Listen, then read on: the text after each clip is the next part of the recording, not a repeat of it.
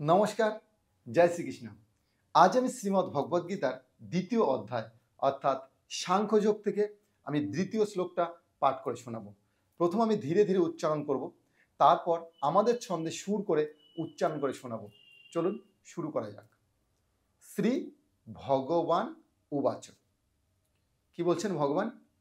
কুতস্তা কস্মালম মিদম বিষমে সমুপস্থিতম অনার্য জুষ্টম অসর্গম অকীর্তি কারামা অর্জুন। এই আমি ধীরে ধীরে উচ্চারণ করলাম। এবার আমরা বিভিন্ন জায়গায় যেখানে যেভাবে পাঠ করব, সুর করে ছন্দ করে, সেভাবে একবার আপনাদের উচ্চারণ করে দিচ্ছি।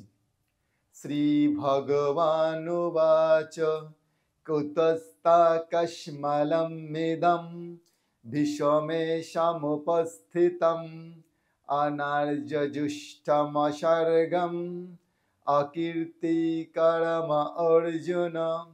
শ্রী ভগবান এখানে অর্জুনকে বলছেন, এই বিষম সময়ে তোমার মধ্যে এই কাপুরুষতা কোথা থেকে আসলো, যেটা কোনো শ্রেষ্ঠ মানুষের শোভা পায় না। এখানে অর্জুনকে ভগবান শ্রীকৃষ্ণ বিষম সময় কখন বোঝাতে চেয়েছে?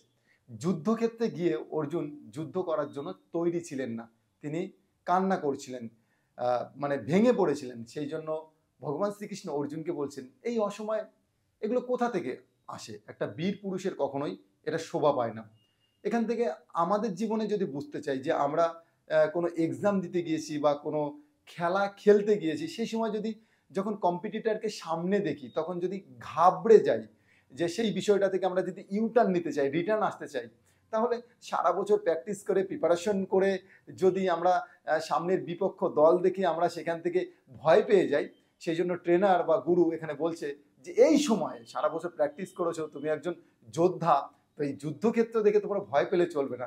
সেই জন্য ভগবান শ্রীকৃষ্ণ অর্জুনকে এই শ্লোকে বলেছেন যে এই বিষম সময় তোমার ঘাবড়ানো উচিত না বা ভয় পাওয়া উচিত না, যে কোনো শ্রেষ্ঠ মানুষের এটা লক্ষণ না, আর এতে কোনো স্বর্গ প্রাপ্তি হয় না।